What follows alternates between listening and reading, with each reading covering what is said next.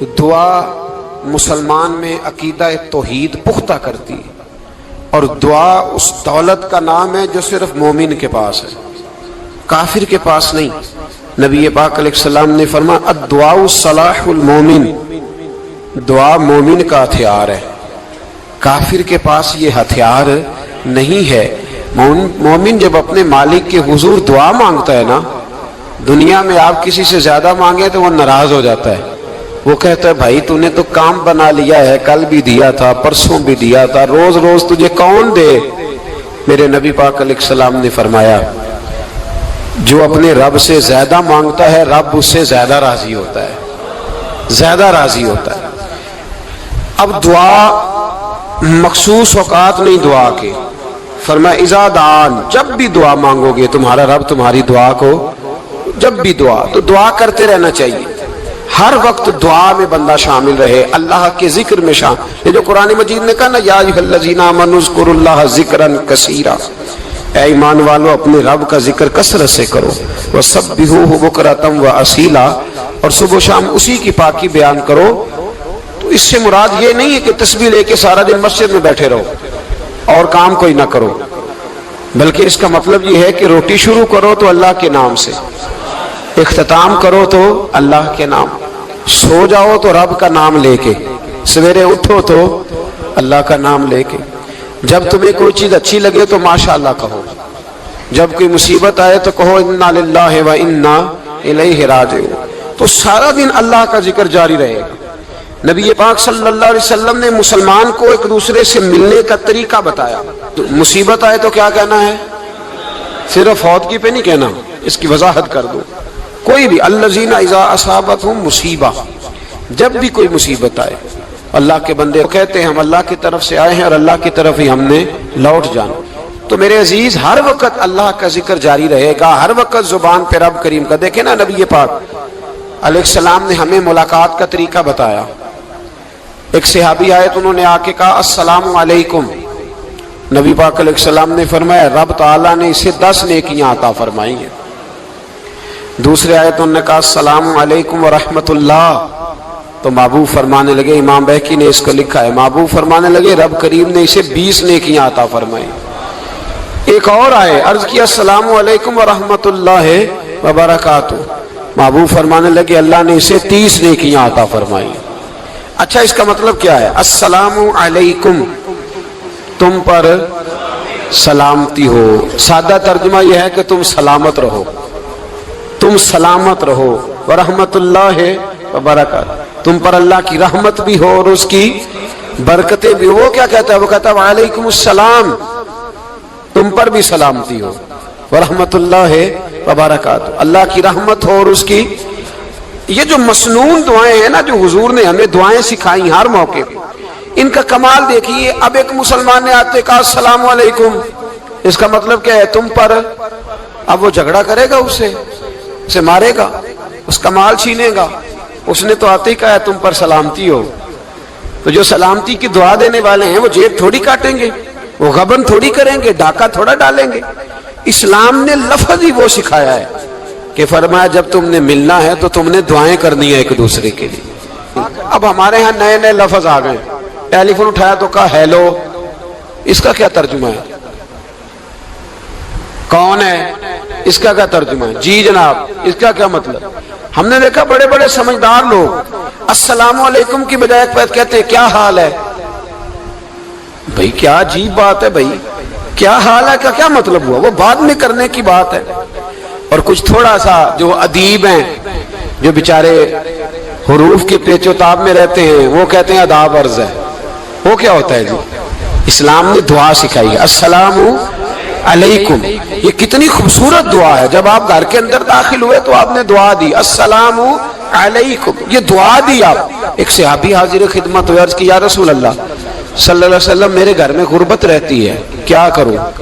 نبی پاک علیہ السلام نے فرمایا جب بھی گھر جایا کرنا گھر والوں سے سلام لیا کر، گھر والوں سے کیا کہا کر؟ السلام علیکم، جب بھی گھر جائے۔ یعنی گھر آیا، اب گھر والوں نے بتایا کہ ماچس کی ڈبیا تو لے آؤ۔ اب یہ دکان کونے پہ تھی گھر والے پہ، وہاں سے ماچس کی ڈبیا لے کے واپس گیا تو کہنے لگا السلام अलैकुम। फिर घर वालों ने कहा हो बताना याद ही नहीं रहा, चीनी भी खत्म हो गई है। तो ये फिर गया चीनी लेने, लौट के आया तो क्या कहा?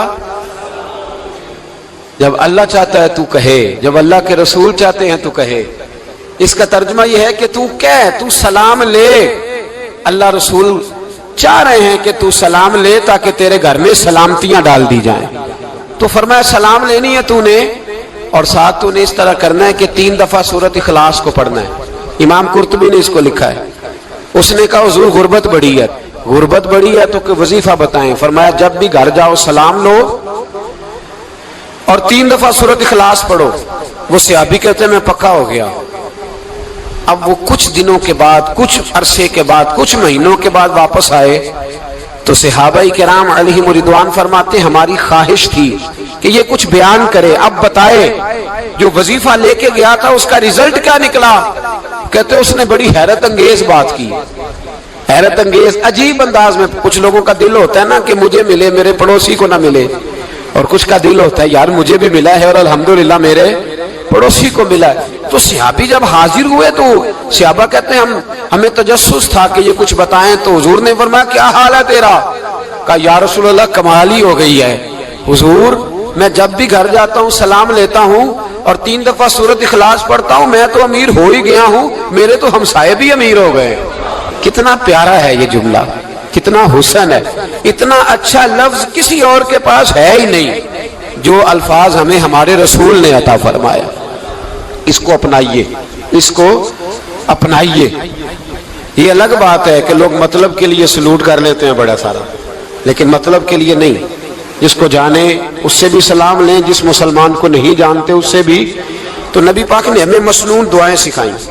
रात को जब सोने लगे अल्लाह के रसूल सल्लल्लाहु अलैहि वसल्लम ने हमें दुआ सिखाई। हुजूर ने फरमाया जब सोने लगो तो मुस्लिम शरीफ में फरमाया तुमने ये दुआ पढ़नी, अल्लाहुम्मा बिइस्मिका अमूतु व अहया।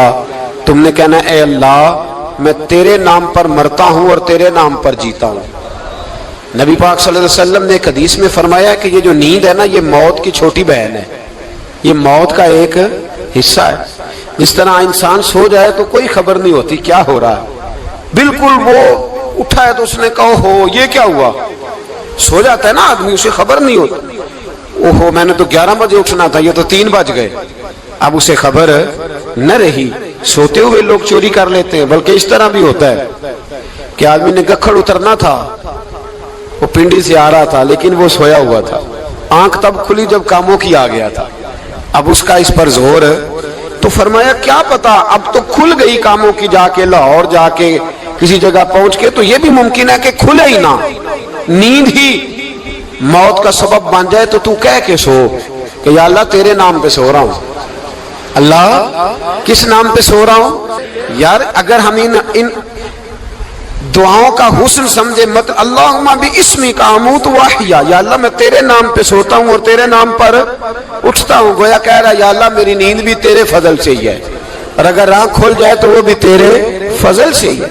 कितना आला नबी पाक अलैहिस्सलाम ने अंदाज सिखाया। और फिर बुखारी शरीफ में हदीस मौजूद है, फरमाया जब उठो तो कहो अल्हम्दुलिल्लाहिल्लज़ी अहयाना अहयाना बादमा अमातना व इलैहिन नुशूर।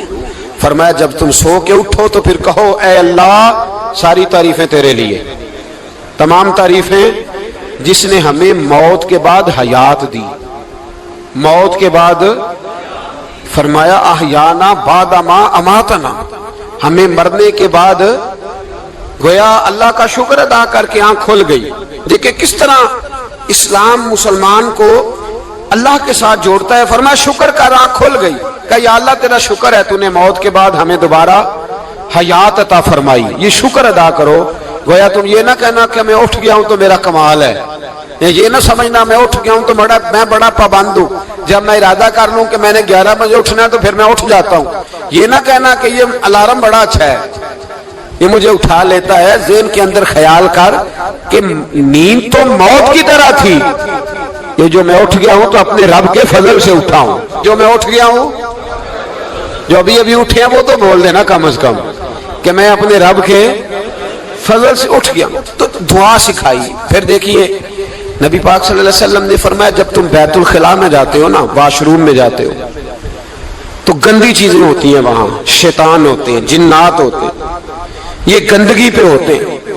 جب تم واش روم جاؤ، بیت الخلا جائے، تب بھی دعا مانگو۔ کیا دعا مانگو؟ وہ دعا بھی نبی پاک صلی اللہ علیہ وسلم نے ہمیں تعلیم فرمائی اور بخاری میں ہے، کہا پڑھا کرو اللہم انی اعوذ بک من الخبث والخبائث۔ کہو اے اللہ ناپاک چیزوں سے میں تیری پناہ مانگتا ہوں، وہ نر ہوں یا مادہ ہوں۔ اللہ میں تیری پناہ مانگتا ہوں۔ واش روم کے اندر بہت ساری بری چیزیں ہوتی ہیں، جوان میری بات پر توجہ فرمائیں، وہاں بہت ساری گندی چیزیں ہوتی ہیں۔ انسان کئی دفعہ واش روم میں جاتا ہے، اسے وسوسے زیادہ آتے ہیں، یہ نوٹ کریں میری بات کو۔ اصل میں نا ہم بات ڈھونڈ رہے ہیں علاج اپنی بیماریوں کا، حالانکہ علاج تو سارا مدینے والے رسول کے پاس موجود ہے، محبوب کے پاس ساری دوائیاں ہیں۔ تو نبی پاک علیہ السلام دیکھیں نا، انسان واش روم میں جاتا ہے، اسے وسوسے آتے، برے خیالات آتے، وہ گناہ کی طرف کئی دفعہ مائل ہوتا ہے، تو کہا تو دعا پڑھ کے جا اللہم انی اعوذ بکا، یا اللہ میں تیری پناہ مانگتا ہوں من الخبث والخبائث، ہر خبیث اور بری چیز سے میں تیری پناہ مانگتا ہوں، وہ نر ہو یا یار کتنا عظیم دین ہے، کتنا عظیم میرے مصطفیٰ کریم کا وہ والا دین ہے۔ اصل میں اللہ کرے بی اے پاس بچے کو بیت الخلا کی دعا بھی یاد ہو جائے، ایسے یاد ہو جائے، اور اس کے ماں باپ سمجھ لیں کہ جوان ہو گیا ہے، تو اب ہو سکتا ہے اس کی طرف شیطان حملہ زیادہ کرے، اسے خراب کرنے کی کوشش کرے، تو لہذا اسے دعا سکھائی جائے تاکہ اس کو پہلے سے پتا ہو کہ میں نے اس بے ایمان سے بچنا کس طرح سے۔ اب آپ دیکھیے نبی پاک علیہ السلام نے ہمیں دعا سکھائی، مصنف ابن ابی شیبہ میں۔ کون سی دعا؟ واش روم سے نکلنے کی۔ اللہ اکبر، بڑی زبردست دعا ہے، بڑی زبردست۔ آپ یقین کریں اس ایک ایک دعا پر ایک ایک پورا بیان ہو سکتا ہے، ایک ایک۔ یہ اس لیے نہیں میں کہہ رہا کہ میں کوئی عالم فاضل آدمی ہوں، آپ کہیں گے کہ بتا رہے ہیں میں بڑا پڑھا لکھا ہوں، صرف یہ عرض کر رہا ہوں کہ اس کے فوائد پر، ثمرات پر جو اللہ تبارک و تعالی امت کو دیتا ہے، ان دعاؤں کی جو فضیلت حدیثوں میں آئی، اور پھر جو اس کے فوائد ہے، اور اس پر بات کروں تو ایک دعا تقاضا کرتی ہے کہ اس پر پورا ایک لیکچر ہونا چاہیے۔ دیکھیے آپ واش روم سے نکلے، دعا کیا ہے؟ دعا کے لفظ کیا؟ الحمدللہ الذی، ایک حدیث میں لفظ ہے غفرانک، غفرانک، اے اللہ میں تجھ سے بخشش چاہتا ہوں۔ اور جو مشہور اور معروف ہے مصنف ابن ابی شیبہ کی روایت، فرمایا الحمدللہ الذی اذھب عنی العذاب وعافانی، فرمایا اے اللہ تیرا شکر ہے۔ واش روم سے نکلا ہے تو کہہ رہا یا اللہ تیرا شکر ہے، تو نے مجھ سے اذیت دور کی، وعافانی، اور تو نے مجھے عافیت عطا کر دی، اذیت دور کر دی اور عافیت۔ بولیے واش روم سے نکلا ہے تو کیا کہتا ہے؟ یا اللہ تیرا شکر ہے، تو نے مجھ سے اذیت دور کر دی اور مجھے عافیت۔ ڈاکٹر حکیم ہومیوپیتھک ایک چیز پر متفق کم ہوتے ہیں، پتہ ہے نا آپ کو، لیکن اس بات پر سب کا اتفاق ہے کہ اگر کسی کو قبض ہو جائے نا تو شاید 70 یا 72 بیماریاں لگ جاتی ہیں اس کو۔ اور جب آدمی کو قبض ہوتی ہے نا، پیٹ کے اندر فضلہ جم جاتا ہے، خارج نہیں ہوتا، اس کو اعصاب کی بیماری ہوتی ہے، اس کے ذہن پر اثر ہوتا ہے اس چیز کا۔ آپ یہ مت سمجھیں کہ کھانا کھانا ہی ایک کمال ہے، اللہ نے یہ بھی نعمت بنائی ہے کہ کھانا جب خارج ہوتا ہے تو وہ بھی اللہ کا بہت بڑا احسان ہے۔ تو فرمایا تو سمجھا ہی نہیں، اگر تجھے قبض ہو جاتی، تیرے پیٹ کے اندر وہ چیز جم جاتی، تیرے لیے کتنی تکلیف کا باعث تھی۔ ان لوگوں سے پوچھئے جو اس کے بیمار ہیں، اس کے مریض ہیں، وہ کتنی تکلیف میں رہتے ہیں، سر میں درد ہوتا ہے، سر چکراتے ہیں۔ ایک بہت بڑا روڈ ایکسیڈنٹ ہوا تو ڈرائیور سے لوگوں نے پوچھا کہ مسئلہ کیا ہے، تو کہنے لگا میں قبض کا مریض ہوں، تو میں کھانا کھا لیتا ہوں تو میرے ذہن پر وہ اس قدر زیادہ گیس کا غلبہ ہوتا ہے کہ میں سخت تکلیف میں ہوں۔ نبی پاک علیہ السلام نے ہمیں سمجھایا اور بتایا کہ سمجھ لو یارو، کھانا کھانے کی نعمت تو اللہ نے تمہیں عطا فرمائی ہے، لیکن کھانا کھانے کے بعد اس کا اخراج بھی اللہ کی بہت بڑی نعمت ہے، تو اللہ کا شکر ادا کرو۔ پھر جب آپ گھر سے نکلیں گے تو بھی اس کی دعا ارشاد فرمائی، بسم اللہ توکلت علی اللہ، اللہ کے نام سے گھر سے نکلتا ہوں اور میں نے بھروسہ بھی اللہ کے نام پہ کیا۔ جب گھر سے نکلیں تو کس کے نام پہ بھروسہ کریں؟ بولیے حضرت رابعہ بصریہ رحمت اللہ علیہا، آپ تشریف لے گئیں حج کرنے، جس دن واپس آئیں اپنا اونٹ کہہ گئی جاتی دفعہ، کہنے لگی اللہ میں تیرے حوالے کر کے جا رہی ہوں اور بسم اللہ توکلت علی اللہ، بھروسہ بھی تیری ذات پہ۔ جس دن واپس آئی نا اسی دن کسی نے بتایا کہ اماں آج ہی تیرا اونٹ مر گیا ہے، تو اونٹ کے سرانے کھڑی ہو کے کہنے لگی مولا میں تو تیرے نام پہ تیرے پہ بھروسہ کر کے گئی تھی، تیرے حوالے، میں تو تیرے گھر گئی تھی۔ تو لوگ کہتے ہیں اماں کے منہ سے لفظ نکلے تو اونٹ زندہ ہو کے کھڑا ہو گیا، کھڑا ہو گیا اونٹ۔ تو اماں کہنے لگی نہیں تمہیں غلطی لگی ہے، مرا ہی نہیں تھا، پہلے سے ہی موجود تھا، وہ اپنی کرامت بھی نہیں ظاہر ہونے دی۔ تو بھائی گھر سے نکلے تو کس لفظ پر کہ یا اللہ میں تیرے بھروسے پہ نکل رہا ہوں میں، اس کے دو فائدے ہوں گے، ایک تو آپ اللہ کی امان میں جا رہے ہیں، اللہ کی امان میں آ رہے ہیں، اور دوسرا جس گھر کو آپ چھوڑ کے جا رہے ہیں اسے بھی اللہ کی امان میں دے کے جائیں۔ تو کتنا لذت والی دعا ہے جو نبی کریم علیہ السلام نے ہمیں سکھائی۔ اب ذرا حدیث سنیں خوش ہو کے، دیکھیں حضور نے دعا سکھائی، فرمایا جب دیکھ لو نا کسی کو ہنستا ہوا، کیا کرتا ہوا؟ ماشاءاللہ آپ تو ہنسنے لگے۔ جب کسی کو ہنستا ہوا دیکھو تو کہا کرو اضحک اللہ سنک، یہ دعا، یہ بخاری ہے، فرمایا دعا مانگا کرو جب کسی مومن کو ہنستے ہوئے دیکھو تو دعا مانگو اضحک اللہ سنک، اللہ تجھے ہنستا ہی رکھے، اللہ تجھے، بولیے جل نہ جایا کرو کہ میں پریشان ہوں تو یہ ہنس کیوں رہا ہے، جھلا نہ کرو، بلکہ کیا کہا کرو اللہ تجھے ہنستا رکھے، اللہ تجھے۔ نبی پاک صلی اللہ تعالی علیہ وآلہ وسلم نے فرمایا، ترمذی میں حضرت اسامہ بن زید رضی اللہ تعالیٰ عنہ سے حدیث مروی ہے، حضور نے فرمایا جس نے کسی کے ساتھ احسان کیا اور جس پر احسان کیا، اگر اس نے یہ دعا پڑھ دی نا جزاک اللہ خیرا، تو فرمایا اس نے اللہ کی بھی پوری حمد کر دی اور محسن کا صحیح شکریہ بھی ادا کر دیا۔ کیا کہنا ہے؟ جزاک اللہ، اللہ تجھے بہترین جزا عطا کرے۔ اس کا ترجمہ کیا ہے؟ اللہ تجھے بہترین، کیونکہ حضور فرماتے ہیں من لم یشکر الناس ولم یشکر اللہ، جس نے بندوں کا شکریہ ادا نہیں کیا اس نے اللہ کا بھی شکریہ ادا نہیں کرنا۔ تو کیا کہنا چاہیے؟ جزاک اللہ خیرا۔ اور اگر اماں کہتی ہو بچوں کو انگریزی سکھانی ہے تو کیا کہنا ہے پھر؟ شکریہ ادا کرنے میں کیا کہنا ہے؟ Thanks, thank you. او خدا کے اس کا ثواب کتنا ہے؟ بولے انگریزی ایک زبان ہے، اس کو زبان ہی رہنے دیں گے۔ ایک نوجوان نے مجھے بڑی گہری بات سنائی، میرا قریبی تعلق تھا، کہنے لگا گھر میں بڑا مسئلہ ہے، بڑی پریشانی ہے، ماں اور بیوی کا ماحول اتنا سخت ہو گیا ہے کہ نمٹ نہیں سکتا۔ آپ یقین کریں میں نے ڈیٹیل سے ساری چیز کو سٹڈی کیا، میرے پاس اتنا وقت نہیں ہوتا، پھر بھی میں نے اس فیملی کو پورا پڑھا تو غلطی نوجوان کی نکلی، نہ اس پہ اماں اعتبار کرتی ہے نہ بیوی اعتبار کرتی ہے۔ اس نے جھوٹ بول بول کے اس طرح کی ماحول پیدا کر دیا ہے کہ کوئی اس پر اعتماد کرنے کو تیار ہے۔ اگر آپ ناراض نہ ہو تو ایک بات کروں، پتہ ہے گھر میں ماحول کب خراب ہوتا ہے؟ باہر والے ہماری تقریر سنتے ہیں، گھر والے ہمارا عمل دیکھتے ہیں۔ جب وہ دیکھتے ہیں نا کہ یہ کس طرح کا شخص ہے، اس کے رویے، اس کا کردار، اس کا لب و لہجہ کتنا برا ہے اور یہ کردار کا کتنا کمزور ہے۔ اعلیٰ حضرت فرمایا کرتے تھے نیک وہ ہوتا ہے جس کی تنہائی صاف ستھری ہوتی ہے، اس لیے ماحول بگڑ جاتا ہے۔ یہ جو ہم کہتے ہیں نا میرے سجن بڑے بنتے ہیں پھر ٹوٹ جاتے ہیں، کچھ لوگ ایسے ہوتے ہیں جو ان کے پاس جاتا ہے انہی کا ہو جاتا ہے، وہ کہیں اور کے قابل کیوں بھلا؟ اس لیے کہ ان کے کردار میں ٹھنڈک دیکھتا ہے، ان کے لب و لہجے میں مٹھاس دیکھتا ہے، اس شخص میں اتنی خوبصورتی دیکھتا ہے کہ اسی کا بن جاتا ہے۔ حضرت ابراہیم بن ادم کے پاس ایک نوجوان آیا، کہنے لگا میں گناہ کرنا چاہتا ہوں، فرمانے لگا بالکل کر، اللہ کا دیا ہوا رزق کھانا چھوڑ دے اور گناہ کر۔ کہنے لگا یہ نہیں ہو سکتا، فرمانے لگے چل پھر اس طرح کر، رب کی زمین پہ نہ رہ، کسی اور کی زمین پہ چلا جا۔ کہنے لگا یہ بھی نہیں ہو سکتا، فرمانے لگے چل اللہ کی چھت سے نکل جا۔ کہنے لگا یہ بھی نہیں ہو سکتا، تو آپ رو پڑے۔ فرمانے لگے پھر جناب اسرائیل جب آئیں تو ان سے کہنا مجھے 2-3 سال کی مہلت دے دے، پچھلی میری گناہوں میں گزر گئی، میں ذرا 3 سال عبادت کر لوں۔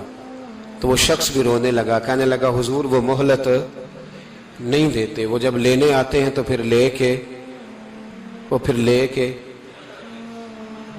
اللہ تعالیٰ نے جب انسان بنانا چاہا نا تو جناب جبریل کو کہا مٹی لے کے آ زمین سے. حضرت جبریل نے مٹی پہ ہاتھ ڈالا تو باقی کی مٹی رونے لگ گئی, اسے جدا نہ کر. تو جناب جبریل چھوڑ کے چلے گئے. حضرت میکائیل کو بھیجا, مٹی لا. مٹی پہ ہاتھ ڈالا تو باقی کی مٹی رونے لگ گئی, چھوڑ کے چلے گئے. جناب اسرائیل کو بھیجا, مٹی پہ ہاتھ ڈالا تو باقی کی رونے لگ گئی, چھوڑ کے نہ جاؤ. تو حضرت اسرائیل فرمانے لگے تیرا رونا دیکھو کہ رب کا حکم دیکھو. وہ لے گئے. جب پیش کی تو رب کریم نے فرمایا اسرائیل جان نکالنے کی ڈیوٹی بھی تیری, تو مٹی کو لے آنا, باقی مٹی روتی بھی رہے تو روتی رہے. جب میرا فیصلہ آ جائے تو پھر اس میں کوئی گنجائش, ہم کھاتے بھی اللہ کا ہیں, نافرمانی بھی اس کی کرتے, زمین پہ بھی اس کی چلتے ہیں, نافرمانی بھی اس کی کرتے, حکم کسی اور کا مانتے, چھت پہ رب کریم کی رہتے. اس طرح نظام نہیں چلتا. میرے بھائی یاد رکھ لو, گناہوں کی سزا ملے گی, زندگی تنگ ہو جائے, یہاں بھی آزمائش ہوگی اور وہاں بھی. میں نے درس پہ کہا تھا, پھر بات کہتا ہوں, یہ میں اپنے لیے کہہ رہا ہوں, توجہ ہے میری بات پر. دعا فرمایا کرے کہ جو کچھ ہم نظر آتے ہیں اللہ ہمیں ویسا بننے کی توفیق بھی عطا فرما. اللہ ویسا بننے کی یہ مشکل معاملہ ہے, مشکل. دیکھیں نا ایک آدمی سیاستدان ہے, اس نے بڑے اچھے نعرے لگائے, انقلاب آ جائے گا, میں غریب کا بھلا کر دوں گا, میں یتیموں کے سر پہ ہاتھ رکھوں گا, میں مجبوروں کی مدد کروں گا, میں دکھیوں کی مدد کروں گا, مزدوروں کو. اس نے اچھے اچھے نعرے سکھائے, اچھا اس نے پیغام دیا. اندر اس کے یہ تھا کہ اقتدار ملے گا تو مرضی کروں گا. لوگ اس کے گرد بھی گئے, اس کی گاڑی کے پیچھے بھی بھاگے, لوگوں نے اس کے نعرے بھی لگوائے, جیب سے پیسے لگا کے اس کے پوسٹر بھی شائع کیے. لوگ اس کے گرویدہ ہو گئے. لوگوں نے پوری, اور میری قوم نے تو بیچاری نے کئی دفعہ دھوکے کھائے. جس نے نعرہ لگایا غریب اسی کے پیچھے مسیحا بن کے چل پڑا. آج دھوکہ دے لیا, لوگوں کو پیچھے لگا لیا. یہ بتاؤ اگر راز کھل جائے, اگر راز کھل جائے کہ یہ دھوکہ دے رہا ہے, یہ فریب کر رہا ہے, تو لوگ اس کا کیا حال کریں گے؟ یہ راز قیامت میں کھل جائے گا.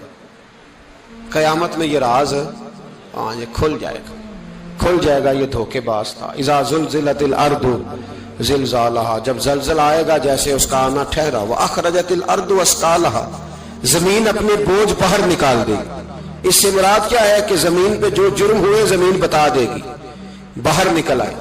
وقال الانسان ما لها, انسان کہے گا اسے کیا ہوا, یہ تو سب کچھ بتا رہی. بوجھ باہر نکال دے گی. ایک آدمی پیر طریقت بن کے بیٹھ گیا, جبہ کبا پہن کے, بڑی پگڑی باندھ کے بیٹھ گیا, اچھی اچھی نیک باتیں بتانے لگا.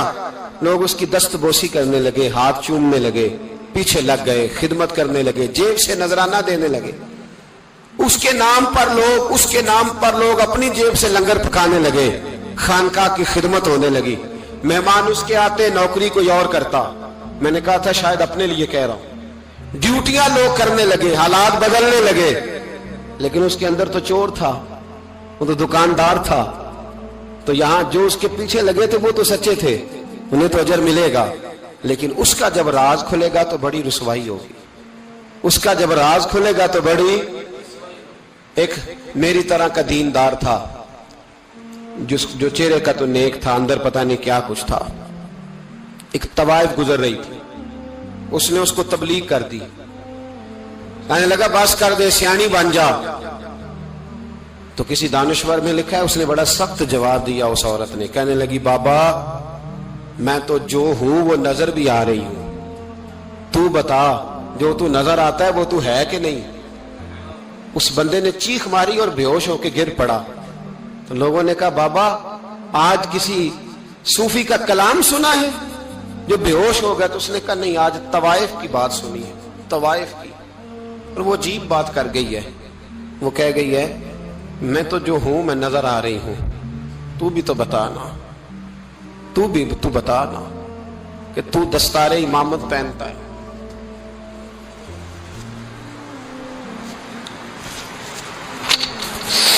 تو بتا, تو جو کہلاتا ہے تو وہ ہے کہ نہیں. یہ وقال الانسان ما لها, یہ راز قیامت میں کھلے گا. ہم جو کچھ بتا رہے ہیں نا اپنی زبانوں سے, ہمیں اپنے گناہوں کا احساس ہونا چاہیے. ایسا نہ ہو کہ جب سزا ملے تو پھر اس طرح کی ملے کہ دوبارہ کسی کو کوئی منہ دکھانے کے قابل نہ رہے. میرے بھائی یاد رکھیں اور سمجھیں گناہ انسان کی زندگی کو تنگ کرتے ہیں۔ میرے نبی پاک علیہ السلام نے فرمایا جب تو جھوٹ بولتا ہے تو تیرے فرشتے کرامن کاتبین سائیڈ پہ ہو کے کھڑے ہو جاتے ہیں، جب تو زنا کرتا ہے تو تیرے اندر سے ایمان نکل جاتا ہے۔ اور نبی پاک علیہ السلام نے فرمایا جب میری قوم میں ناانصافی عام ہو جائے گی تو قتل بھی عام ہو جائے گا۔ اور سن لو لکھ لینا یہ حدیث دل کی تختی پر، نبی پاک علیہ السلام نے فرمایا جب میری قوم میں بے حیائی اور بدکاری عام ہو جائے گی تو 2 سزائیں اللہ دے گا۔ ایک تو جوان موتیں آئیں گی، جوان بچے کچھ بھی نہیں دیکھا چلے گئے، اور دوسری سزا اللہ یہ دے گا کہ ایسی بیماریاں آئیں گی جن کا علاج نہیں ملے گا، ایسے امراض پھوٹ پڑیں گے۔ اگرچہ میں آپ کو ایسی تقریر بھی سنا سکتا تھا جس پہ آپ بہت زیادہ محظوظ ہوتے، پر میں نے اس جمعے میں ایسا موضوع چنا ہے جس کا ہمیں خاص ضرورت ہے۔ بھائی دیکھے تو صحیح کہیں ایسا تو نہیں کہ ہم ان عیبوں میں مبتلا ہیں۔ میرے نبی کریم علیہ السلام نے فرمایا جب تم نیکی کا حکم دینا اور برائی سے منع کرنا چھوڑ دو گے پھر اللہ تم پر ظالم حکمران مسلط کرے گا۔ اور اگلے لفظ اس سے بھی زیادہ سخت ہیں، محبوب فرمانے لگے پھر تمہاری نیک لوگ دعائیں بھی کریں گے تو اللہ وقتی طور پر ان کی دعاؤں کو بھی قبول نہیں فرمائے گا، اس لیے کہ تم لوگوں نے نیکی کا حکم دینا اور بھلائی سے روکنا چھوڑ دیا۔ عزیزو یاد رکھو جب گناہ عام ہوتے تو پھر حالات بدلتے اور لوگوں کو سزا ملتی ہے ان کے گناہوں۔ بولیے گا نیت بھی خراب ہو تو سزا۔ حضرت رومی کہتے ہیں کہ ایک بادشاہ کو پتہ چل گیا کہ ایک آدمی نے بڑا اچھا باغ لگایا ہے، خوبصورت باغ ہے، مالٹے کا کنوں کا باغ بڑا پیارا۔ بادشاہ نے کہا ذرا جا کے دیکھتا ہوں۔ بادشاہ سلامت باغ دیکھنے آئے تو اب وہ مزدور آدمی تھا، عام آدمی تھا جس نے باغ لگایا، کسان تھا، اس کو کہا کہ چند کنوں توڑ کے لایا تو بڑے پیارے لگے، ایک دو اور لایا، کھائے، بڑے میٹھے، بڑے پیارے، بڑے توانا، بڑا مزہ آیا۔ تو بادشاہ کے دل میں خیال آیا کہ اس پہ قبضہ نہ کر لوں باغ پہ۔ ہمارے ہاں نا کرائے پہ دکان دیتا نا مالک، تو جب کسی غریب کی چل جاتی ہے کہتا ہے تو خالی کر، میں نے خود ڈال لی ہے، چل گئی نا اس کی۔ حالانکہ رزق اپنے اپنے نصیب کا ہے، رزق اپنے اپنے نصیب کا ہے، جس کو اللہ تعالیٰ چاہتا ہے عطا کرتا ہے۔ تو اس کو کہا کہ اور توڑ کے لا، اور دل میں خیال ہے کہ یار اتنا اچھا باغ ہے قبضہ کر لیتے ہیں، ہماری حکومتیں قبضہ کر لیتی ہیں کہ جو چیز اچھی لگ جائے۔ اب وہ کسان 2-3 کنوں توڑ کے لایا، اس نے کھائے تو کھٹے نکلے، ترش تھے۔ کہنے لگا تجھے کیا ہو گیا ہے؟ تو بندہ بڑا صاحب دل تھا، کہنے لگا میں تو ٹھیک ہوں، آپ اپنی نیت سے پوچھیں کہیں خراب تو نہیں ہو گئی۔ تو کنوں میں بھی اس کا اثر آ گیا ہے، اپنی نیتیں بگڑ جائیں نا، نیتیں۔ اب ایک بات کہنے لگا ہوں، غور سے سننا، جب تک 2 بھائی اکٹھے کاروبار کرتے ہیں نیت ہوتی ہے کہ ہمارا گھر چلے گا، تب تک اللہ برکت دیتا ہے۔ اور جب اپنی اپنی جیبیں سمیٹنے لگ جاتے ہیں نا کہ یہ میرا 5,000 ہے، آج میں گیا تھا اگرائی کرنے، یہ میرا 10,000 ہے، آج میں نے محنت زیادہ کی، جب وہ ٹٹولنے لگتے ہیں پھر اس دکان سے بھی برکت اٹھ جاتی ہے، پھر وہاں سے بھی برکت چلی جاتی ہے۔ فَإِنَّ لَهُ مَعِيشَةً ضَنْكَ، فرمایا جب تو میں منہ پھیر لیتا ہے پھر تیری زندگی اللہ تنگ کر دیتا ہے، پھر وہاں سے بھی برکت، خوبصورتی، اثر اٹھ جاتا ہے۔ ایک سنار نے گلی میں ایک یتیم چھوٹے سے بچے کو گھومتے دیکھا تو سنار بے اولاد تھا، بچے کو اٹھا کے گھر لے آیا، 18 سال اس بچے کی پرورش کی، اس کو پالا پوسا، جوان کیا۔ سنار کے پاس وہ دکان پہ چلا جاتا، وہ کئی دفعہ دکان پہ رہتا، کئی دفعہ گھر میں رہتا۔ ایک دفعہ وہ دکان پہ تھا، بچہ گھر تھا، 18 سال کا جوان، اس کی بیوی اکیلی تھی۔ وہ جس نے ماں بن کے پالا تھا اس نے اسی پہ حملہ کر دیا، اس کا بازو بری نیت سے تھاما، بیوی چیخی۔ تھوڑی دیر گزری تو وہ نوجوان پیروں میں بیٹھ گیا، کہنے لگا اماں پتہ نہیں مجھے کیا ہوا۔ شام کو سنار آیا، بیوی چیخنے لگی، چلانے لگی، کہنے لگی آج عجیب بات ہوئی، جس کو میں نے جگر کا خون دے دے کے پالا اسی نے گندی نظر ڈالی۔ سنار محو حیرت ہے، بیوی کا خیال تھا کہ لٹھ اٹھائے گا، ڈنڈا اٹھائے گا، نوجوان کو مارے گا، لیکن وہ رونے لگ گیا۔ اس نے کہا آج اس نے میرا بازو تھاما ہے، جانے کیا کیا ہے. پریشان ہونے لگ گیا، سجدے میں گر گیا. کہا تو بتاتا کیوں نہیں؟ تو وہ سنار کہنے لگا اس کی غلطی نہیں. 18 سال کے بعد آج مجھ پر بھی شیطان سوار ہوا تھا. ایک عورت آئی تھی، وہ اپنے بازوؤں میں چوڑیاں پہننا چاہتی تھی تو میں نے بھی گندی نظر سے ہاتھ ڈالا تھا. رب کریم نے مجھے فوراً اس کی سزا دی. جن کے گھروں میں بیٹیاں ہوتی ہیں ان کی نظریں گندی نہیں ہوتی. جو بیٹیوں کے باپ ہوتے ہیں، جو بہنوں کے بھائی ہوتے ہیں، ان کی نظریں گندی. اور اگر تو ٹیلی فون کرتا ہے، تو کسی عورت کے ساتھ تعلق رکھتا ہے، تو یہ بات لکھ لے، امام فخر الدین رازی 1، علامہ اسماعیل حقی 2، مولانا جلال الدین رومی 3، امام خازن 4، امام جلال الدین سیوطی 5 حدیث کے استاد اور محدث لکھتے ہیں کہ اگر تو کسی پر گندی نظر ڈالے گا تو تیرا گھر بچ سکتا، یاد رکھ، نہیں بچے گا. اس لیے کہ تیری نظر کسی کی بیٹی کو بیٹی سمجھ تاکہ تیری بچی کا پردہ قائم رہے.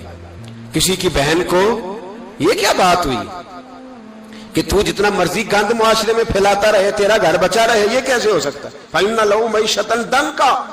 اللہ فرماتے ہیں زندگی تنگ ہو جائے گی تیرے لیے مشکل. تو ڈھونڈتا پھرے گا کہ میں مرنے کو جگہ تلاش کروں. سچی توبہ کرے، کھری توبہ کرے. یہ گناہ انسان کو مجبور کر دیتے ہیں. حضرت عبداللہ بن مبارک رحمت اللہ تعالی علیہ، ان کے سینکڑوں شاگرد تھے. ایک شاگرد کے انتقال کا وقت آیا تو گھر گئے ملنے. آپ کہتے ہیں میں نے زور لگا لیا پر اس کی زبان پر کلمہ جاری نہیں ہوا. میں اسے کہتا کلمہ پڑھ پر اس کی زبان پر جاری. اللہ اکبر، بہت بڑی نعمت ہے. دعا فرمائیں اللہ ایمان کی موت عطا فرمائے، ایمان کی موت دے اللہ کریم، ایمان کی موت دے. ایسے بھی لوگ دیکھے ہیں، مسجد نبوی ہے، رسول اللہ کا شہر ہے، سر سجدے میں ہے، روح پرواز کر گئی.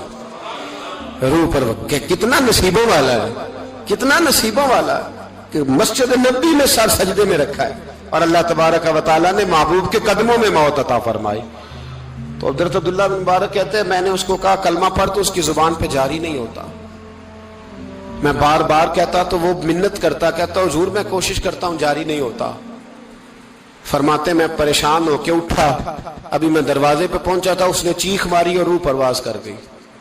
بچے رونے لگے، بیوی رونے لگی. تو میں نے اس کی بیوی سے کہا کہ یہ جرم کیا کرتا تھا، اتنا بڑا پاپی پہ کلمہ جاری نہیں ہوا. اس کی زوجہ کہنے لگی حضرت جی 2 گناہ تھے اس کے. ایک تو یہ شراب کا عادی تھا، روکتی تھی باز نہیں آتا تھا، اور دوسری بات یہ کہ یہ اپنی اماں کا نافرمان تھا. وہ 2 گلیاں چھوڑ کے رہتی ہے، یہ کبھی ملنے نہیں گیا تھا. اس بوڑھی کا کلیجہ اس کی طرف سے بڑی تکلیف میں تھا. تو حضرت عبداللہ بن مبارک کہنے لگے جا تو بھی دعا کر، اس کی ماں کو بھی کہہ دعا کرے کہ یہاں تو یہ کلمہ نہیں اسے نصیب ہوا، اللہ کرے اللہ آخرت کی منزلیں اس کی بہتر فرما دے. میرے بھائی ایسے گناہ، حضرت مالک بن دینار نے توبہ کی انہوں نے. کس طرح؟ فرماتے میں نشے کا عادی تھا، کسی نے مجھے کہا کہ بطور دوائی شراب پی لو تو میں نے پی لی. نشے کا عادی تھا، شراب پیتا تھا. اللہ تعالیٰ نے بڑی منتوں اور کوششوں کے بعد، منتوں کے بعد ایک بیٹی عطا فرمائی. وہ بھی 2.5-3 سال کی ہوئی تو پردہ کر گئی. کہتے میں اس کی قبر پہ بیٹھ کے گھنٹوں روتا. شراب کا عادی تھا. ایک دن سویا تو خواب دیکھتا ہوں کہ میرے پیچھے ایک بڑا سانپ لگ گیا، اور سانپ جب منہ کھولتا ہے تو انگارہ نکلتا ہے. میں پھر دعا کرتا ہوں اللہ ہمیں معاف فرمائے، اللہ ہم سے درگزر. میں کچھ قبرستانوں میں جاتا ہوں تو میں سانپ بچھو پھرتے ہوئے دیکھتا ہوں، تو ڈر آتا ہے کہ ہم یہاں آنے والے ہیں. یہ لوگ کہہ رہے ہیں کہ تمہاری تیاری ہے، کسی وقت بھی اعلان ہو جائے گا کہ چلو بھائی چلو فلاں صاحب کا جنازہ ہے، اٹھو. لوگ کہتے ہیں جلدی کرو، اور ایک کونے میں ایک شخص یہ بھی کہتا ہے کہ دیگ بھی رکھ لو، مہمان بڑے جمع ہو گئے. اور ایک کونے میں لوگ یہ بھی کہتے ہیں کہ برف ٹھنڈی لے آؤ، لوگوں نے پانی بھی پینا.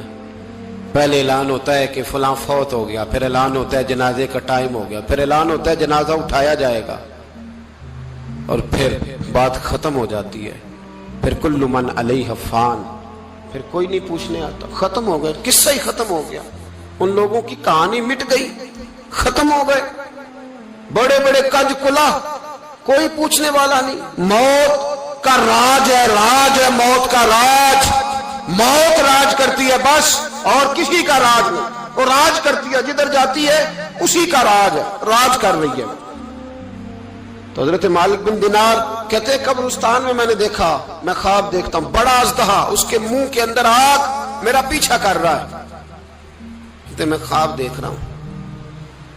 میں دوڑا، لیکن وہ اژدہا جب میں دوڑا تو میرے آگے آ کے کھڑا ہو گیا. میں مشرق کو دوڑا تو وہاں بھی آ گیا، مغرب کو دوڑا تو وہاں بھی آ گیا. جناب مالک بن دینار کہتے ہیں ایک بوڑھا شخص کمزور مجھے بچانے آیا، پر اس اژدہا نے پھونک ماری تو وہ بوڑھا آدمی دور جا گرا. کہتے میں چیختا تھا، چلاتا تھا. ایک پہاڑی پہ میں بھاگا گیا تو وہاں مجھے میری بیٹی ملی، مجھے فوت ہو گئی.